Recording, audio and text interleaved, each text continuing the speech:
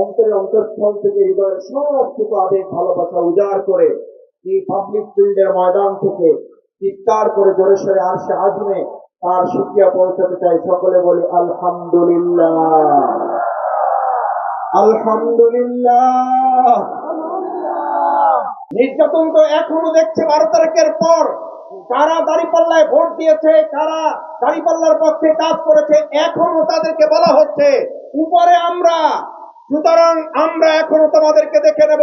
পরিষ্কার বলে দিচ্ছি, বাংলাদেশের মালিক জনগণ, বাউফলের মালিক জনগণ।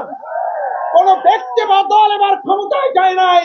আমাদের স্লোগান ছিল ক্ষমতার জনতা। আমরা বলেছিলাম জনতা জনতা। Next level, well done, side by side, free.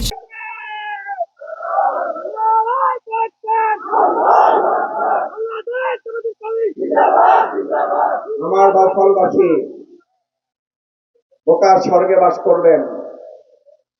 যদি কেউ মনে করেন উপরে আমরা বলবো উপরে আল্লাহ।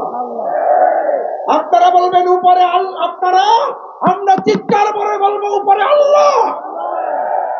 আপনারা বলবেন আপনারা ক্ষমতায় আছেন, আমরা বলবো ক্ষমতার মালিক হচ্ছেন আল্লাহ।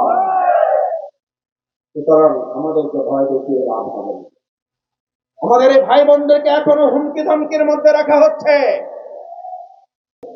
আজকে থেকে আমাদের কাজ করার দিন। অনেক বক্তব্য রেখেছি, আপনারা সেই বক্তব্যের প্রতি আস্থা রেখেছেন।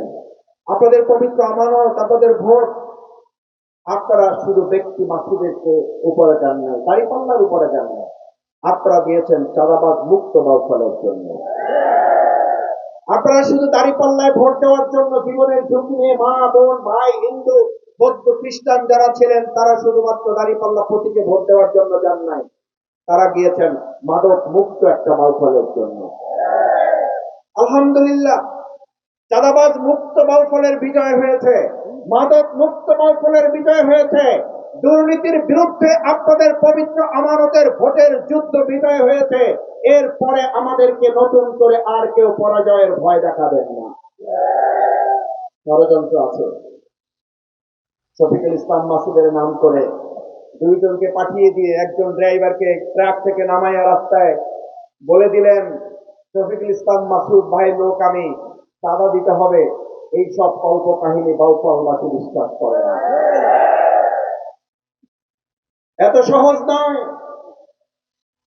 দীর্ঘ 53 বছরের লড়াই সংগ্রাম ষড়যন্ত্রের বিরুদ্ধে বাউফলবাসী দীর্ঘ ত্যাগ এবং কোরবানির মাধ্যমে যে বিজয় তারা অর্জন করেছে, এই ঠুনকো অজুহাত এবং কল্প কাহিনী এবং মজাদার গল্প তৈরি করে ভিডিও ক্লিপ বানিয়ে বাউফলবাসীকে বিভ্রান্ত করা যাবে না।